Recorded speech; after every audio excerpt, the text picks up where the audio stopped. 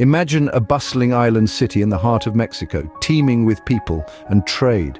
This was Tenochtitlan, the capital of the once mighty Aztec Empire.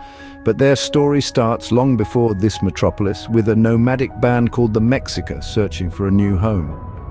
Led by their god Huitzilopochtli, they found their promised land on an island in Lake Texcoco, founding Tenochtitlan in 1325.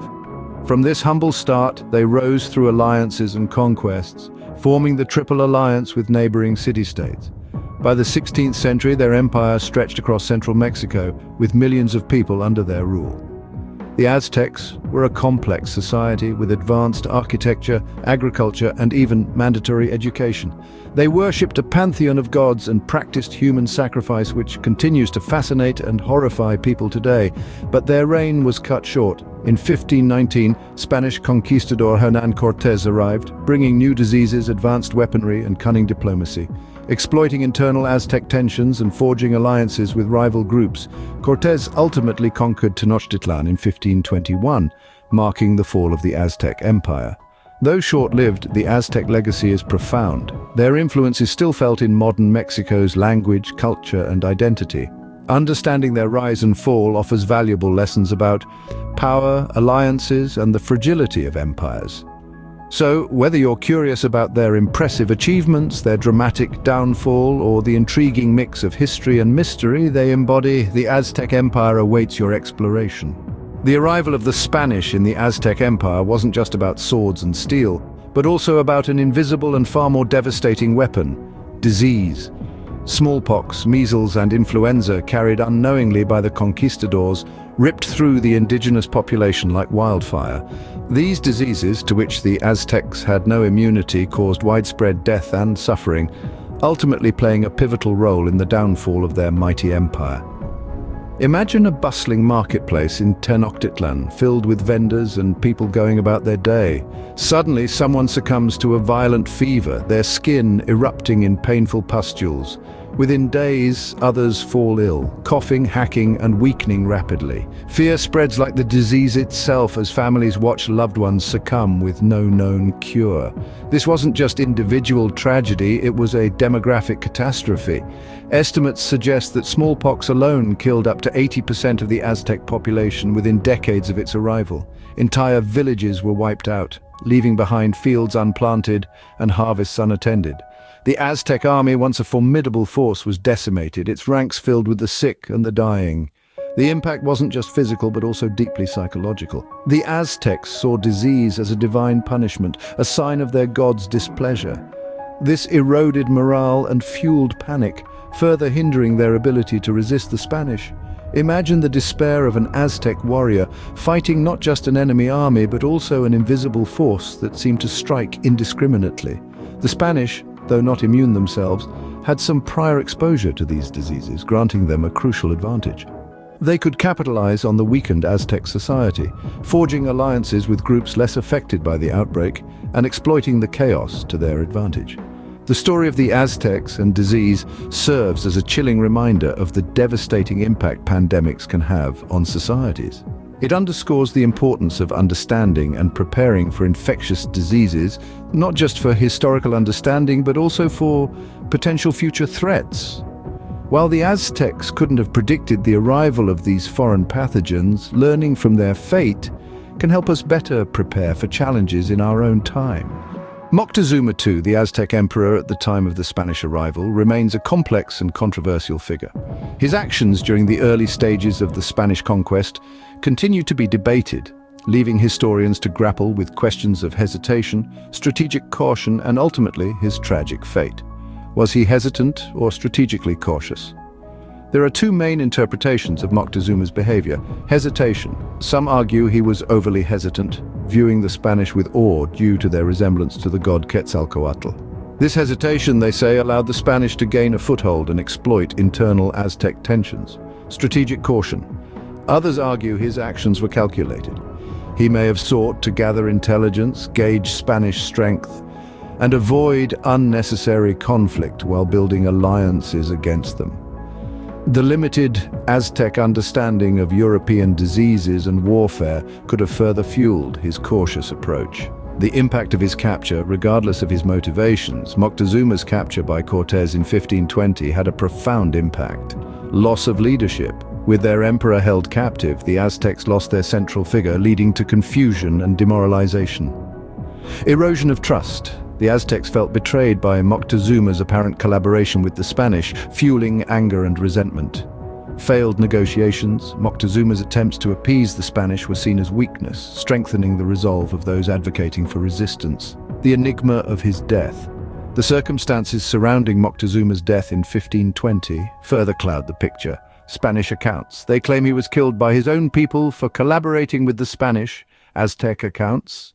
They suggest he was executed by the Spanish to silence dissent. The truth remains unclear, adding another layer to the complex legacy of Moctezuma. A pivotal moment, whether hesitant or strategic, Moctezuma's capture and death marked a pivotal moment in the Aztec conquest. It weakened their leadership, fractured their unity, and emboldened the Spanish. While we may never fully understand his motivations, his story serves as a reminder of the complexities of leadership in times of crisis and the devastating consequences of internal divisions. Beyond the binary, it's important to avoid portraying Moctezuma as simply a hero or villain. He was a product of his time, facing an unprecedented situation with limited options. Studying his complex role allows us to gain a deeper understanding of the Aztec downfall and the challenges of leadership in uncertain circumstances.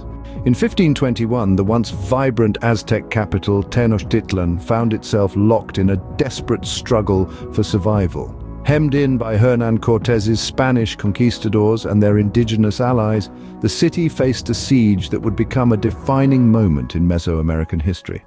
A fortified island. Imagine Tenochtitlan, an island metropolis connected to the mainland by 3 causeways. The Aztecs, aware of their city's vulnerability, had fortified it with canals, bridges, and floating gardens that doubled as food reserves. Yet their strategy wasn't solely defensive. Aztec warriors launched daring raids at night, using canoes to harass the Spanish and disrupt their supply lines. Spanish ingenuity. The Spanish, technologically superior with cannons and steel weapons, countered with brutal efficiency. They built brigantines, small ships assembled from prefabricated parts, to dominate the lake and cut off Tenochtitlan's supplies. They bombarded the city walls with cannons, systematically destroying Aztec defenses. But Cortés knew he couldn't win solely through firepower. A war of attrition. The siege devolved into a brutal war of attrition. The Spanish, aided by their Tlaxcalan allies, slowly breached the causeways, pushing the Aztecs back inch by inch. Starvation became a weapon, with both sides resorting to desperate measures. The Aztecs ate anything they could find, even leather and tree bark, while the Spanish turned on their Tlaxcalan allies, using them as human sacrifices to appease their god. Desperate defense, the Aztecs fought with unwavering courage, led by Cuauhtémoc, the new emperor who emerged after Moctezuma's death. They used guerrilla tactics, setting booby traps and inflicting heavy casualties on the Spanish. Yet their dwindling numbers and dwindling resources meant their defense was unsustainable. Fall of an empire. After 93 grueling days, Tenochtitlan fell in August 1521. The once magnificent city lay in ruins, its canals choked with corpses, its temples desecrated. The once mighty Aztec Empire was no more. The fall of Tenochtitlan in 1521 wasn't just a military defeat. It marked the beginning of a new era with profound and lasting consequences. The ripples of the Aztec Empire's collapse continued to be felt centuries later, shaping the cultural, social, and political landscape of Mexico and beyond. The crushing of culture. The Spanish actively sought to erase Aztec culture. Temples were razed, codices burned, and traditional practices forbidden. Indigenous languages were marginalized, replaced by Spanish as the language of power and education. This suppression, though never fully successful, left deep scars on the collective memory of the Nahua people, the descendants of the Aztecs.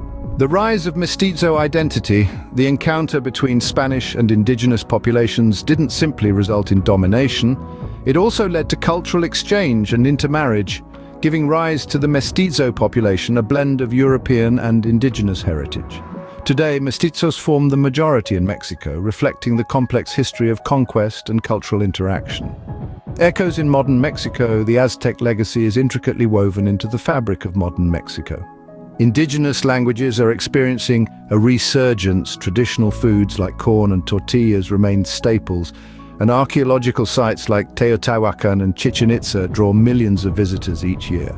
This renewed interest reflects a search for identity and a desire to understand the rich pre-colonial past.